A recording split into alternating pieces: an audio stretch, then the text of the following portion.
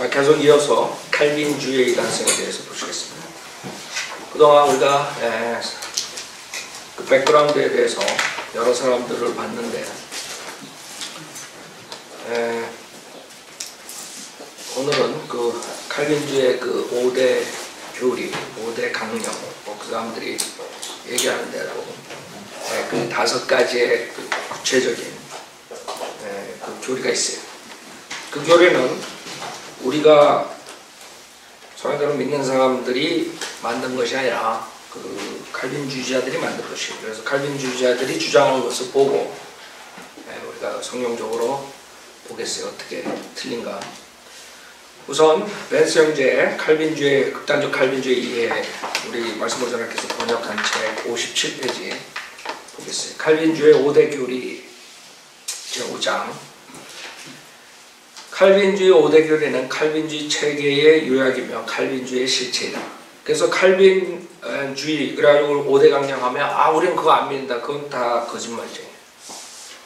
다 거짓말이지.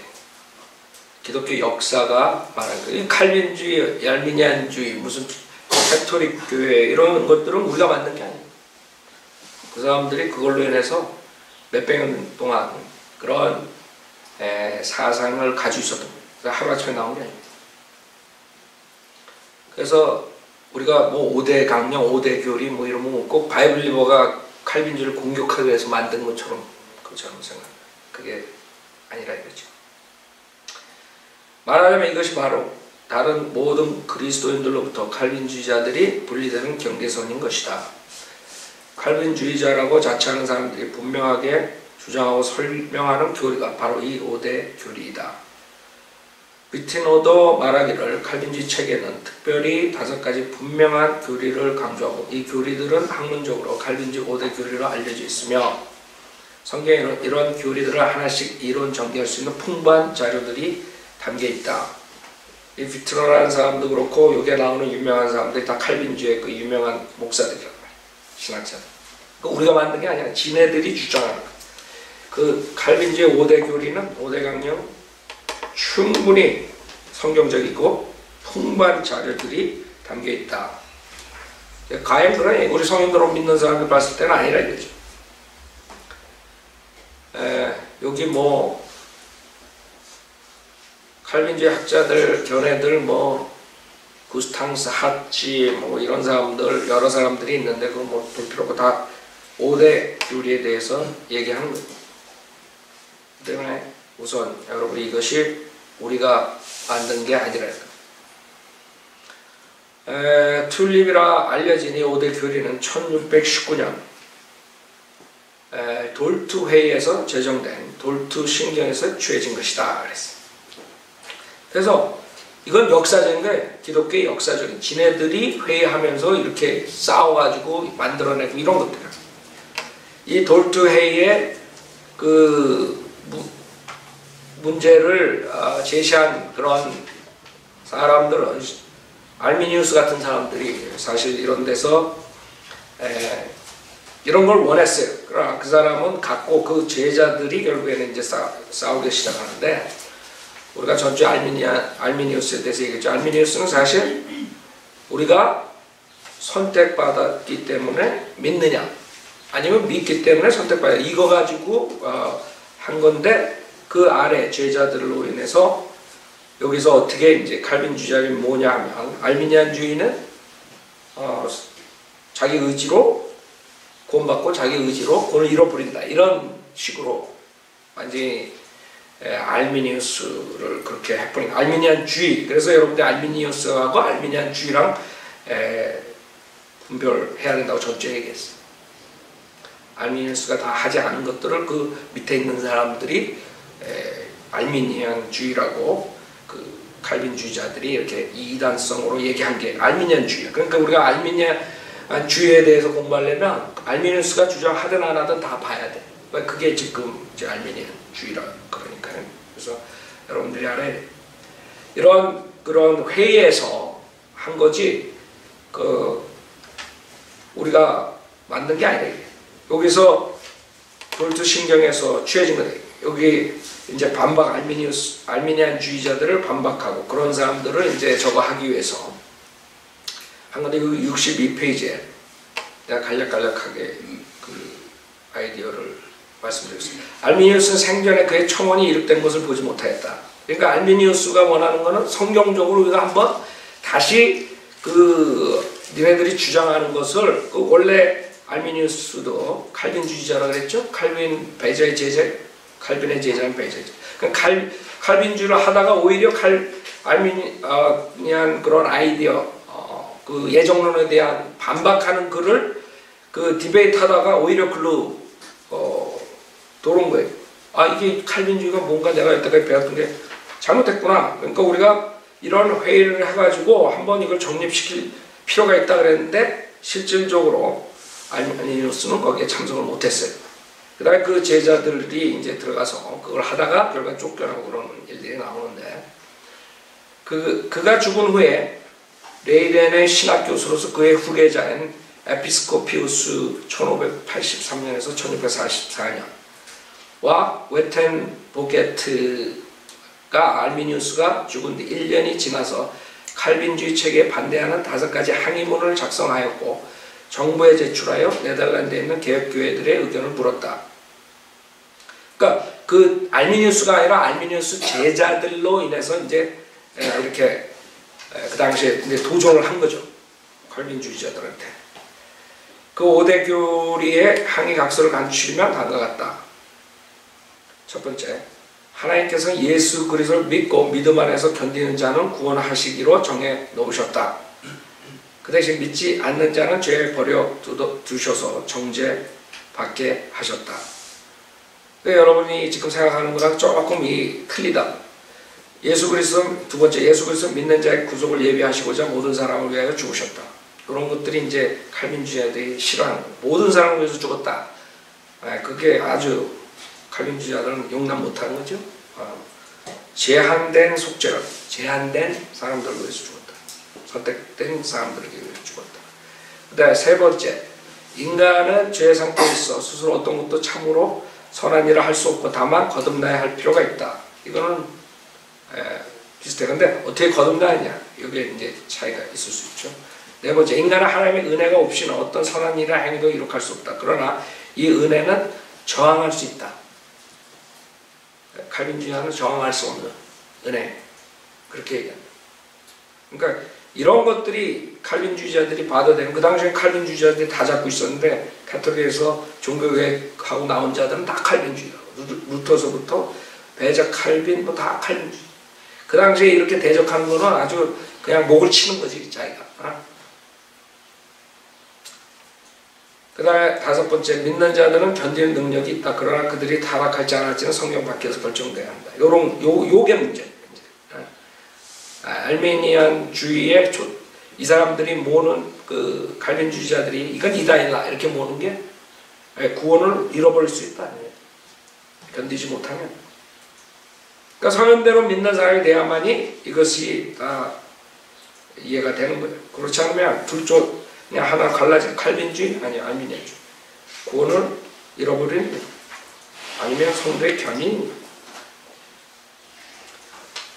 자, 그 다음에 그 회의가 이제 끝나고 여기 65페이지로 회의가 끝나는 후 회의 자체가 공개적으로 알렸음에도 알미니안주의자들의 회의에 관해 출판하는 것은 금지시켰다. 칼빈주의자들이 드셌죠.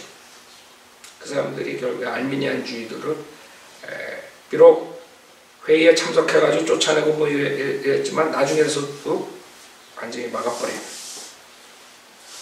알미니안주의 목사들 중 얼마는 후에 박해당하고 부당하게 사형을 언도받았다.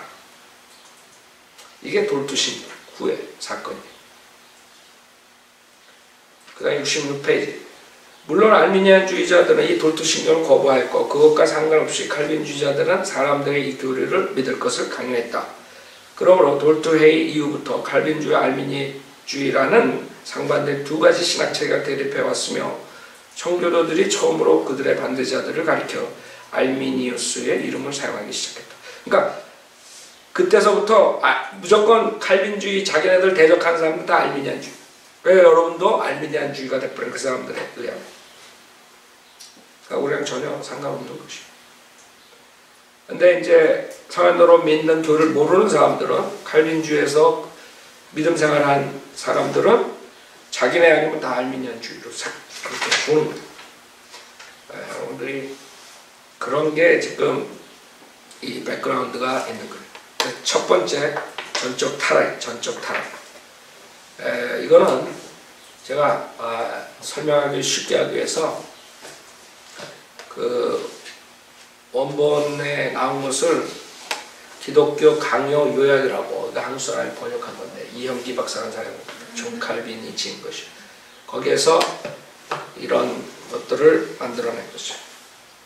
자, 요약해가지고 이제 간단한 것, 우리가 뭐 시간이 많지 않기 때문에 이 사람들이 번역해 놓은 거 가지고 하겠어요. 그래서 칼빈이 쓴 거예요. 그게 칼빈의 가장 큰 위대한 작품이에요. 기독교 강요. 그럼 모든 사람들이 그거 가지고 이제 얘기를 하는 거예요. 자, 이게 이 책의 32페이지 보면 인간에 대해서 보는 관점에 대해서 얘기해요. 여러분이 알아야 되는 건, 칼빈은 어거스틴 올라가고 어거스틴은 플라톤 올라가고 철학자, 힐랍 철학의 아이디어를 가지고 있는 사람들이기 때문에 실질적으로 인간이라고 이 사람들이 얘기를 하지만은 인간에 대해서 영혼 몸을 구별할 줄 몰랐어요. 그래서 그 사람들이 아이디어는 육체, 그 다음에 혼 이꼬르 영, 뭐 이렇게 하고 영하고 혼을 같이 보는 이혼론에 접해 있었어요. 그러니까 처음부터 단추를 잘못 끼면 어떻게 되죠? 인간에서부터 단추를 잘못 꼈기 때문에 이게 거듭남에 대해서도 그렇고 모든 게 다 삐딱하게 나올 수밖에 없어, 답이. 그래서 실질적으로 칼빈의 기독교 강요 원본에 보면은 그 소울하고 스피릿하고 같은 아이디어로 생각을 한다고 자기가 써요, 거기다가. 그러니까 이게 문제가 크죠. 어떻게 소울하고 스피릿하고 혼하고 영어가 같냐. 자, 그럼 그렇고, 그러니까 여러분들이 알아야 될 칼빈에 대해서, 어거스틴에 대해서 우리가 그렇게 쳐줄 수 있는 그런 성경적인 사람이 아니에요. 그 철학의 근거에서 그 사람들은 성경을 봤기 때문에 여러 가지 오류가 나온 거예요. 이게 인간에 대해서, 타락에 대해서 얘기하는데, 그런데 인간은 그의 본성의 탁월함을 의지하고 그것이 하나님께로부터 왔다는 사실과 하나님에 의하여 존립하고 있다는 사실을 망각해버리고 주님을 떠나 스스로 높아지려고 했었다. 이런 까닭에 인간은 그가 바보스럽게 자랑하던 하나님의 모든 선물들을 빼앗겨야만 했다. 그 결과 인간은 모든 영광을 상실하였으니 하나님의 자비에 의하여 풍요롭게 된 후에 감히 경멸하였던 하나님을 알아야 한다. 그러니까 우리는 아무것도 할 수 없다. 그래서 하나님의 자비에 의해 풍요롭게 된 후에 그게 이제 저항할 수 없는 은혜라는 거예요. 그게 있어야 돼. 그래야지만 감히 경멸하였던 하나님을 알 수 있다. 그러니까 그게 들어와야지만 그때서만이 이제 하나님을 알 수 있다. 비슷한 것 같지만 틀리죠. 그 사람들은 하나님께서 그 자비를 강압적으로 넣어줘야지만 믿을 수 있고 회개할 수 있다. 이렇게 아이디어가 나온 거. 우리는 아니지. 우리는 우리가 믿어야지 하나님께서 은혜를 주시고 새로운 피조물이 돼서 이제 하나님 섬길 수 있다. 완전히 틀리다. 33페이지 자유의지. 성경은 인간이 죄의 노예라고 종종 증거한다. 여기에서 성경이 의미하는 것은, 이건 지금 우리가 그 칼빈을 반박하는 거냐? 이건 칼빈이 쓴 거예요. 칼빈이 쓴 거를 이 이영기 박사라는 사람이 번역한 거예요. 기독교 강요 요약이라는 거기에서 번역한 거예요. 그래? 그러니까 이거는 칼빈이 쓴 거예요. 칼빈이 말이라고. 칼빈이 이렇게 말하는 거예요. 번역이 제대로 됐다면 그거는 못해. 내가 일일이 그거를 다 그 칼빈 그 책은 기독교 강요 영어로 번역한 책은 굉장히 두꺼워요. 두껍고, 그 제가 이거 하기 위해서 체크하는 부분들은 있지만 일일이 이 사람이 쓴 거 다 체크를 내가 못한다. 그러니까 여러분들이 이 사람이 번역을 맞다고 생각하고, 이 칼빈이 지금 얘기하는 게 이거란 말이에요. 성경은 인간이 죄의 노예라고 종종 증거한다. 여기에서 성경이 의미하는 것은 인간의 정신이 하나님의 의로부터 그렇게도 소외되었기 때문에 인간이 이해하고 욕망하며 시도하는 일들은 무엇이나 악하고 일그러졌으며 사악하고 더럽다. 인간의 마음은 죄의 독소로 온통 물들어 있기 때문에 인간은 죄의 열매만을 산출할 따름이다. 그러나 우리는 여기로부터 인간이 난폭할 필연성에 의하여 강요받아 범죄한다고 추론해서는 안 된다. 그러니까 필연적으로 범죄한다. 난폭할 필연성에 의해서 강요받아 범죄한다. 그렇게 되면 어떻게 되는 거예요? 그럼 결국에는 하나님이 죄인이 되는 거죠. 그러니까 그런 거를 커버하기 위해서 지금 여기를 집어넣은 것 같아요. 그게 우리가 말하는, 만약에 인간이 자기가 예수님을 믿고 안 믿고 할 의지가 없다면 하나님께서 완전히 다 버리는 사람들에 한해서는 어떻게 사람들이 할 수가 없는 거예요. 내가 버림받기로 창세기 1장 1절 전에 예정이 됐단 말이에요. 그러면 내가 아무리 믿고 진리를 찾으려고 해도 나는 안 될 사람이에요. 그런 걸 커버하기 위해서. 그러면 결국에는 누가 제일 악한 사람? 하나님이 악한 분이지. 하나님이 나는 너는 버리고 너는 내가 택했다. 장난백장난 거죠. 그래서 실질적으로 칼빈주의 이 5대 교리를 믿는다면은 하나님은 나쁜 사람, 나쁜 분이다. 당연한 거예요. 어떤 사람은 선택하고 어떤 사람은 버렸대. 아니 창세기 1장 1절 전에 버렸는데 태어나기도 전에 내가 벌써 예정됐는데 버림받기로. 그러니까 하나님의 진노가 구원받지 못한 사람들의 머리에 내리치는데 그 말이 되냐? 구원받기 전에 모든 사람은 다 하나님의 진노가 있는 거예요. 그렇죠? 요한복음에 나오잖아. 하나님 진노 아래 있는 거야. 하나님 진노 아래 있는 게 다란 말이에요. 어떤 사람은 아니고 어떤 사람은. 이게 말이 안 된다. 성경에는 다 하나님 진노 아래 있다가 예수를 믿으면 그 진노에서 벗어나는 거지. 근데 이 사람들은 어떻게 돼? 선택받은 사람은 어떻게 되는 거야? 말이 안 되는 거예요. 그럼 선택받은 사람은 진노 아래 있다가, 그럼 선택은 창세기 1장 1절 전에 됐는데 그 다음에 진노 아래 있다가 고수 싹 빠져나와. 그럼 말이 안 되는 걸 가지고 이 사람들이 주장하게 되면 다 틀리게 되는 거예요. 성경하고 맞지가 않아요. 성경은 그 다음엔 다르게 해석할 수밖에 없어요. 자, 그래서 이 사람이 얘기하네. 그러나 우리는 여기로부터 인간이 난폭할 필연성에 대해 강요받아 범죄한다고 추론해서는 안 된다. 그 말이에요. 인간은 대단히 민첩하고 의향적 있는 의지의 동의에 의하여 죄를 짓는다. 그러니까 죄를 짓는 것은 자기의 자유의지로 짓는다. 이러는 거죠. 그러니까 죄 짓는 거는 자유의지고 선은 행할 수 없고 반쪽짜리 의지만 가리키는 거잖아요. 죄 짓는 거는 자기 의지가 하는 거예요. 그러니까 모든 걸 다 인간이 다 저거 하는 거죠. 우리도 인간이 아담에서 보면 부정적으로 얘기를 해요. 그러나 내가 예수를 믿고 안 믿고는 내가 하는 거지 그것까지 내가 못한다. 얘네들은 그것까지 안 된다 했지. 그러나 인간은 그의 부패된 정서로 인하여 하나님의 전의를 계속 증오하고 다른 한편 온갖 종류의 악행에는 열심을 내기 때문에 인간은 결코 선과 악을 자유롭게 선택하는 능력, 소위 자유의지를 갖고 있지 않다고 말할 수 있다. 결론은 그거예요. 자유의지가 없다.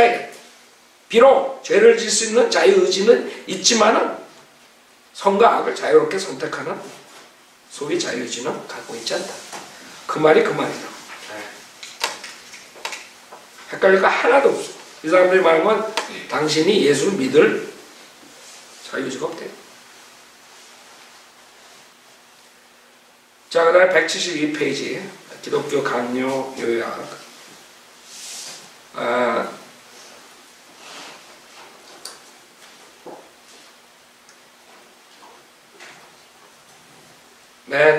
인간은 이 제목이 이 제2장 제목이 뭐냐? 인간은 의지의 자유 선택 능력을 박탈당했고 비참한 노예 상태에 묶여 있다. 그 제목하에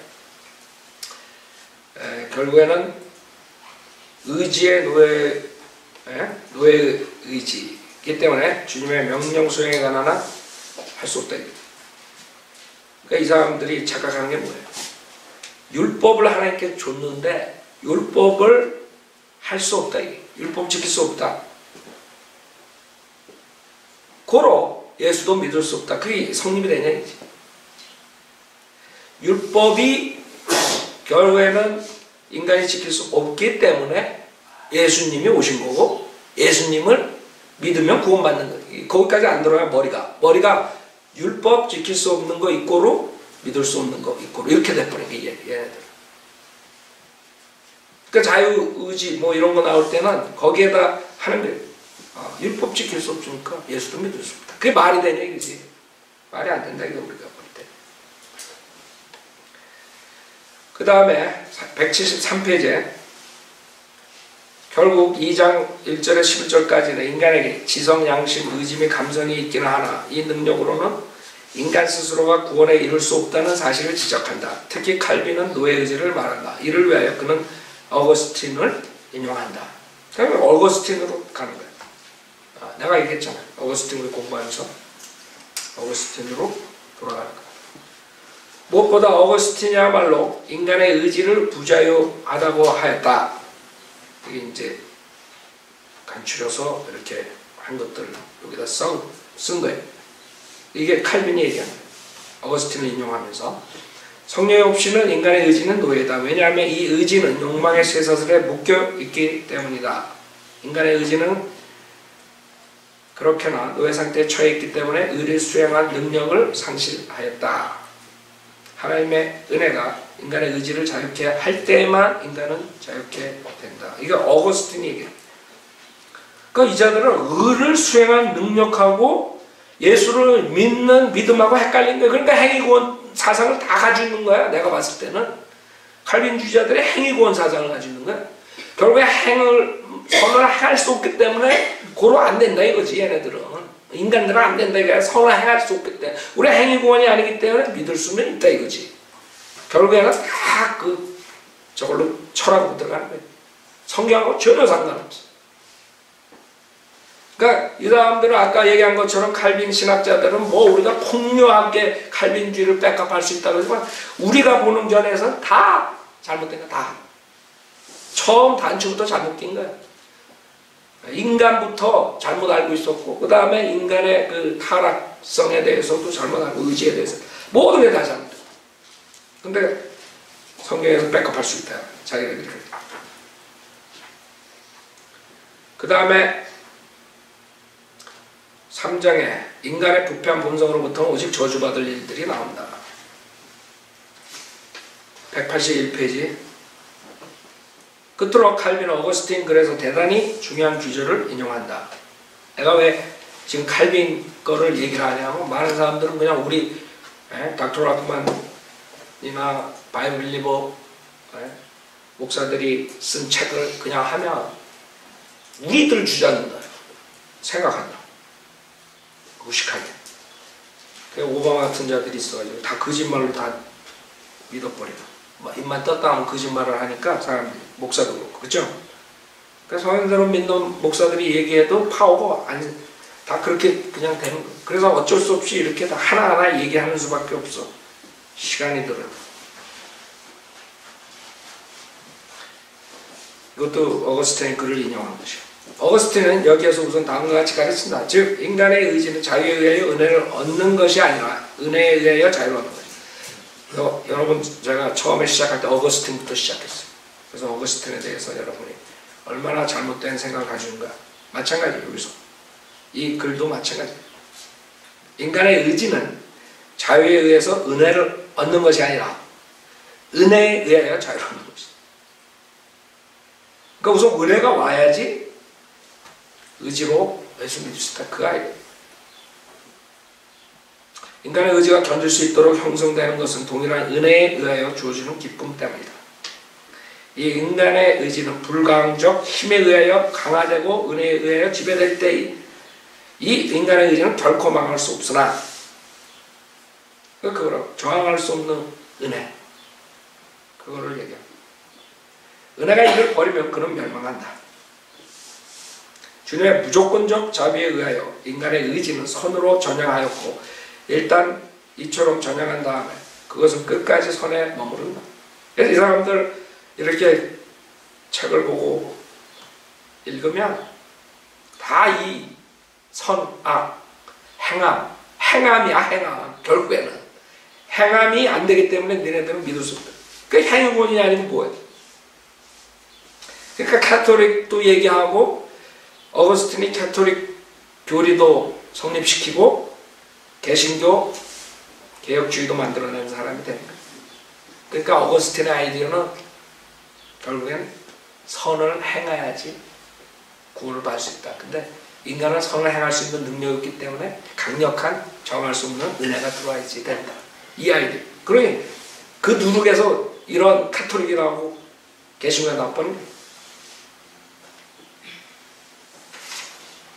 그래서 여러분이 그 뿌리를 알아야 돼. 뿌리, 칼빈주의 뿌리. 어떤 사고방식 가진 사람들이 이걸 만들었네. 그러니까 우리가 그냥 뭐 칼빈주의 공격한다. 그게 아니죠.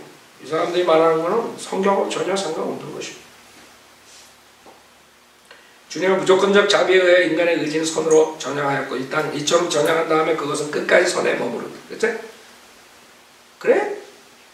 구원 받고 나서 여러분 끝까지 선에 머물러? 안 머무르는 사람 나 많이 봤는데.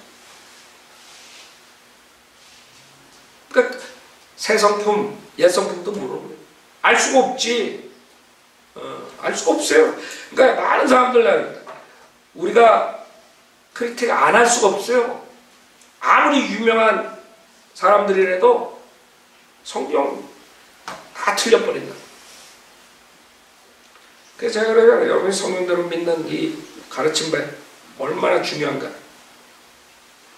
이제 마지막에 교회 마지막 때 하나님께서 주신 거라. 그 전에 있는 사람 아무리 유명해도 뭐가 뭔지 모르고 그냥 자기네 주장만 하다가 죽은 거야. 말도 안 되잖아요. 지금 이거. 에? 끝까지 선에 머물러? 또 그런 철학적인 공식에서 나왔으니까 결국에는 그 사람들은 하나님의 강력한 은혜 받은 사람들은 결국엔 끝까지 선에 머무를 수밖에 없다. 그런 교리가 나온 거죠. 선을 향하는 의지의 방향과 이 선을 계속 추구할 수 있는 것은 인간의 공로에 달린 것이 아니라 오직 하나님의 의지에 달린 것이다. 상관없어. 구원받고 난 다음엔 당연히 하나님의 의지에 선을 행할 수밖에 없어. 여러분 그래? 그렇게 살아?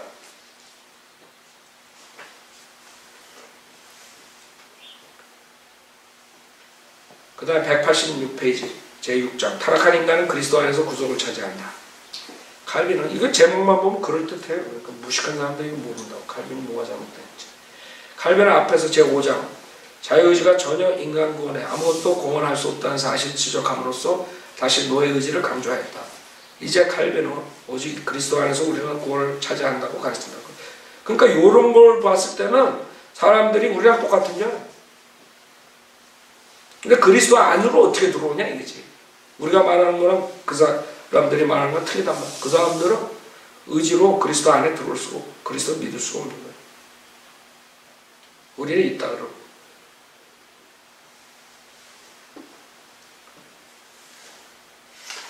그래서 지금 칼빈이 말한 전적 타락에 대해서 우리가 몇 가지 이 사람이 그 책에서 그 유명한 기독교 강요라는 책에서 뭐라고 했는지 그걸 봤어요.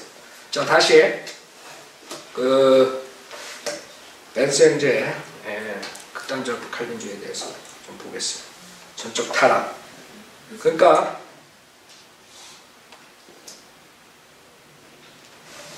페이지 70페이지에 칼빈주의자들의 전적 타락을 믿는다고 고백할 때 그들이 이 용어를 통해 의도하고자 하는 바가 정확히 무엇인지 살펴보자. 그러니까 뭘 의도하는? 전적 타락은 자연인은 근본적으로 하나님을 기쁘시게 할 어떠한 선도 행할 능력이 없다는 것을 의미한다. 그러니까 선을 행할 능력으로 가는 거야. 그러니까 행위 구원의 행위, 선을 행해야지 구원받는 거야? No. 우리는 선을 행할 수 없어. 그쵸? 그래서 예수 믿고 새로운 피조물이 되라 이거지. 근데 이 사람들은 거기에다 얘기를 하는 거예요.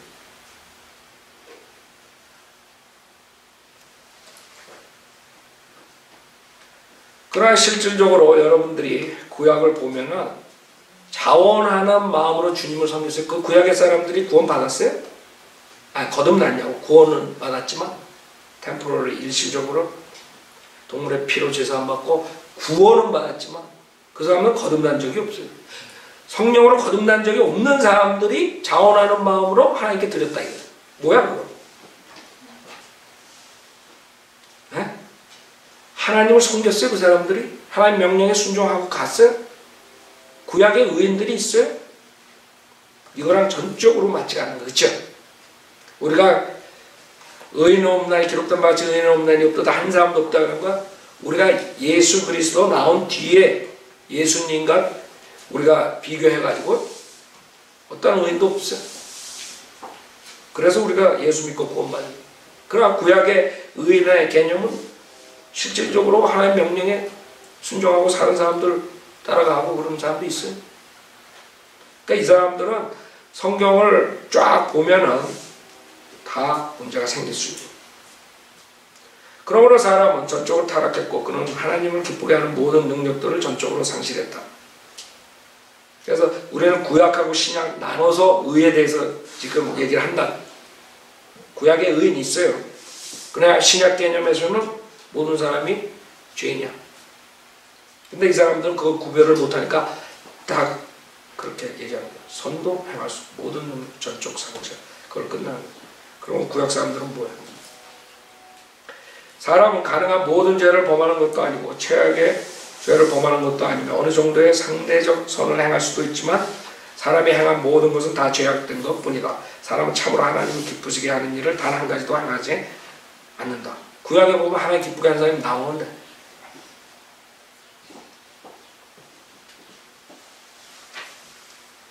그 성경을 다 알면요 이 사람 쓴 것들 다 끄집어낼 수 있어요.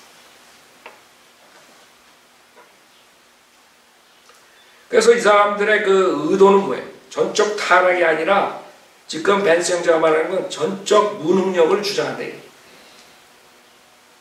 그거는 벤스 형제가 말하는 것뿐만이 아니라 그 사람들이 얘기했대. 칼빈주의자들도 그렇게 얘기했대. 그 전적 타락에 대한 개념조차도 잘못됐기 때문에 이렇게 생각한다. 칼빈주의자들이 전적 타락을 이야기할 때 그가 정말 의미하는 것은 전적 타락과 아무런 상관이 없는 전적 무능력이다. 칼빈주의자 탈복과 크램턴은 성경과 하나님의 일에 대해 응답할 수 없는 타락한 사람의 전적 무능력을 강조한다. 그러니까 전적 무능력도 벤스 형제가 말한 게 아니야. 벤스 형제가 지적한 거지. 그거는 칼빈주의자들이 얘기한다. 자기네들이 전적 무능력을 강조했다. 사람은 참으로 응답할 수 없다. 이것이 칼빈주의자들이 전적 타락으로 언급하는 바이다. 이건 인용한 것이 칼빈주의자들의 사고방식. 그래서 여러분들이 칼빈주의자들이 왜 그런 생각을 하냐 하면 전적 타락이라는 뜻을 전적 무능력으로 풀이한다.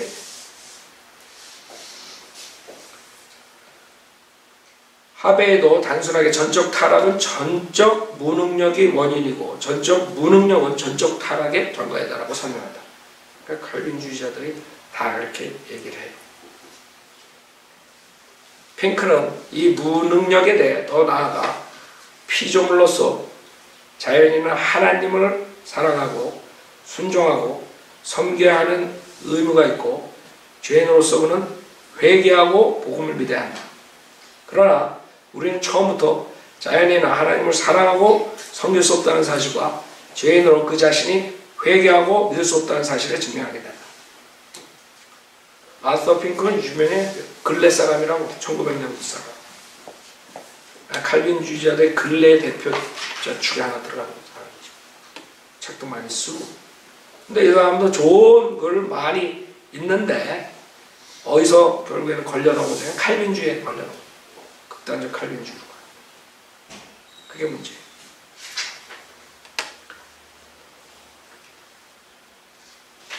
13페이지. 만일 모든 사람이 회개하고 복음을 믿을 수 없다면 필수적으로 만일 누군가가 구원받으려면 하나님께서 먼저 그들이 누구인지를 정하셔야만 한다는 논리가 있다는 거죠. 다 전적으로 타락했어. 그럼 하나님께서 먼저 누구를 정할까? 그런 논리가 있다는 거예요. 그래서 그들을 거듭나게 함으로 그들의 무능력을 저항할 수 없게 압도하셔 그들이 회개하고 복음을 믿을 수 있다는 것이다. 그것이 그들이 말하는 구원의 과정이다. 전적 타락이 틀리다면 무조건적 선택 없이도 구원받을 수 있기 때문에 무조건적 선택이란 아무 의미가 없게 됩니다. 그러니까 주님께서 unconditional, 그 컨디션 없이 무조건 하나님이 정한 사람은 선택해야 돼. 그 선택된 사람들만 저항할 수 없는 능력을 넣어줘가지고 믿고 회개하게 한다. 이런 시스템으로. 그러니까 모든 게 다 연결돼. 이 5가지는 깰 수가 없는. 5가지 중에 나는 2개만 믿는다. 3개만 믿는다. 이렇게 될 수가 없는. 이 전적 타락의 근거에서 그 예정론의 근거에서 모든 게 다 나와.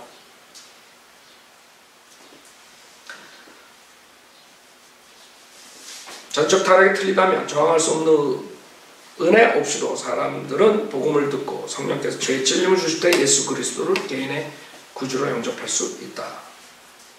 이 사람들이 그렇게 강조하는 전적 타락에 대해서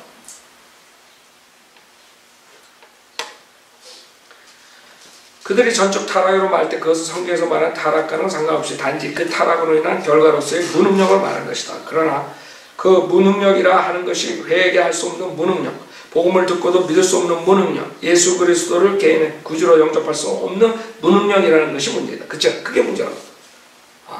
선을 행하고자 하시고 그 사람들 그거 가지고 얘기하면서 믿을 수 없다 나오지만 아니라 이거지. 우리는 선을 행할 수 없더라도 예수를 믿을 수 있는 그런 선택권은 그건 할 수 있다는 거예요. 그렇죠? 여러분이 무슨 말을 할 때 구원을 받은 사람이든 안 받은 사람이든 믿을 수 있고 안 믿을 수 있는 거예요. 꼭 구원받은 사람만 믿을 수 있는 거예요. 어떤 사건이 있을 때 그걸 믿느냐 안 믿느냐는 그 사람이 정할 수 있는 거예요. 근데 이 사람은 그런 것까지 할 수 없는 무능력이 문제다 이거지. 그게 문제예요.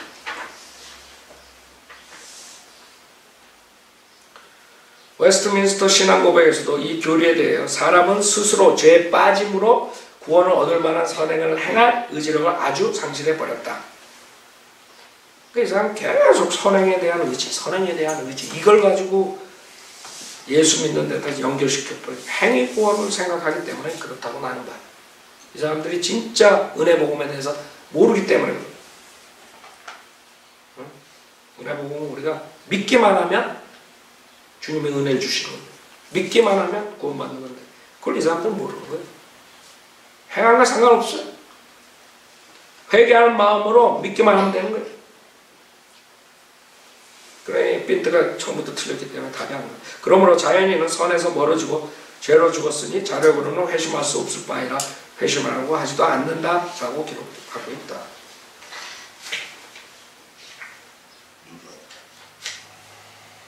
82페이지. 칼빈주의자는 2가지 점에서 오류를 범하는데 성품과 의지의 차이를 구분할 줄 모르는 점과 그들의 반대자의 입장을 오해했다는 점이다. 첫째, 의지가 부패되는가? 어떻게 의지가 부패될 수 있는가? 의지는 양심이나 성품이나 인격 같은 개체가 아니라 다만 선택의 요소일 뿐이다. 의지는 부패되는 것이 아니고 의지는 단지 성품과 양심이나 외부의 힘들에 의해 영향받고 규정되는 것이다. 의지는 부패됐다는 성경 구조 하나도 없다고. 성경에서 의지가 부패됐다는 말 없어. 하시 부패되고 마인드가 부패되고 모든 게 다 부패됐다고. 귀가 부패되고 눈이 의지 부패됐다는 걸 들어봤어. 그거는 그런 요소가 아니라 누구나가 다 옳고 그른 거 믿고 믿지 않고 누구나가 다 할 수 있는 거 구원 받고 안 받고 떠나서 그래서 그게 잘못됐다는 거지. 의지에 대해서 이 사람들이 잘못 생각했다. 오해라 이래. 그다음에 둘째, 어떤 반대자가 사람이 자신의 자유의지를 사용하여 그의 성품을 바꿀 수 있다고 주장했는가? 자유의지 인본주의로 무장한 현대 신학자들을 제외한 그 누구도 그러한 주장을 하지 않는다. 사실 칼빈주의자들만이 성경에서 자유의지를 발견하지 못했다. 인간은 성경에 말씀하시는 바에 의하면 자유의지를 갖고 있음이 분명하다. 아담과 이브는 자유의지를 가지고 있었다. 창세기 2장 16절. 그 다음에 레위기에서 자유의지로 드리는 것에 대한 교훈이 주어진다. 레위기 22장 23절. 자유의 의지에는 제사, 민수기, 신명기, 재판관기, 역대기야, 역대기상 여러 가지 구절들이 자원하는 제물로 가져왔다. 자원케 하는 모든 자가 왔다. 이런 말들만 자원하는 마음으로 이런 성경 구절들이 있어요. 그래서 자유의지가 있는 거예요. 여러분이 할 수 있고 자원하는 제물 가져올 수 있어요.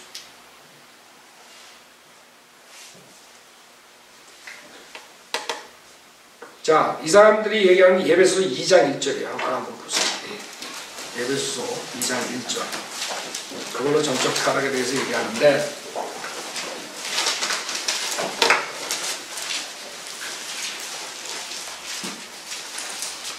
예배소서 2장 1절.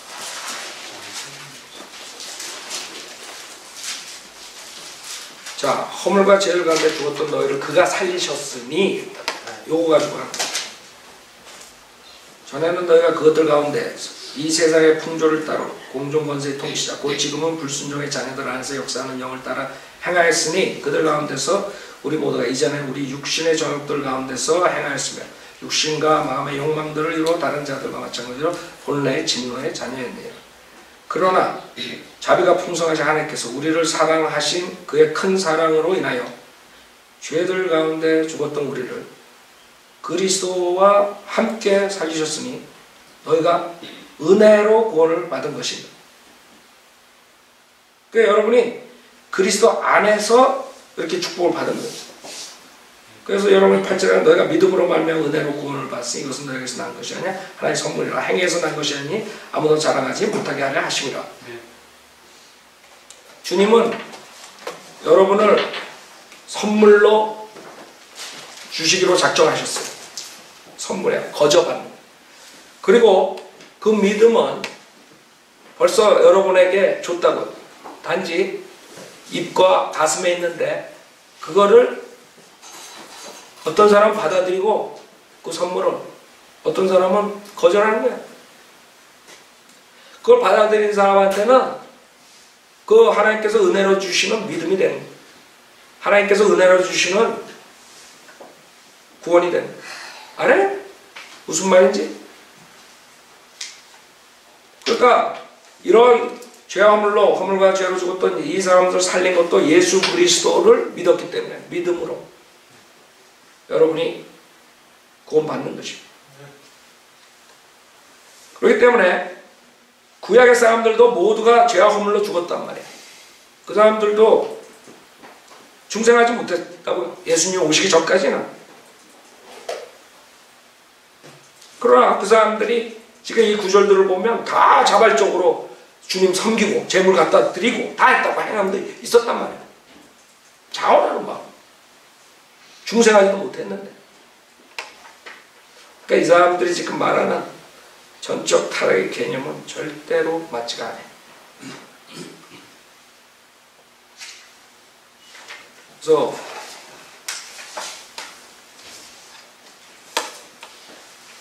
그 사람들은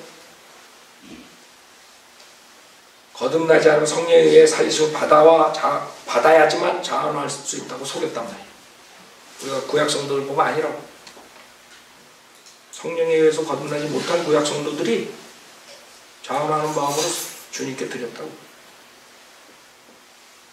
그래서 우리가 주님이 살려줘야지만이 믿을 수 있다. 이런 그 사람들의 의견이 틀리다는 거죠. 우리는 살림을 받기 위해서는 뭘 해야 돼요? 예수님을 영접해야 돼. 믿어야 돼. 그래서 믿으면 살림을 받는 거예요.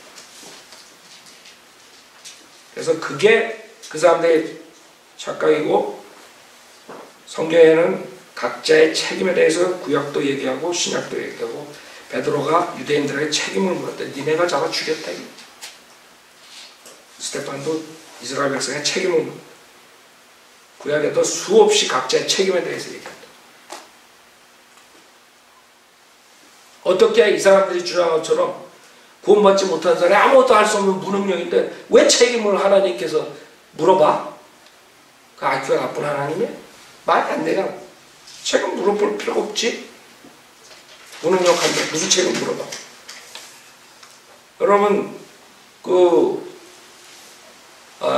지능 전능한테 책임 물어? 너는 왜 IQ가 그것밖에 안 돼? 너는 왜 이거 기하를 못 풀어?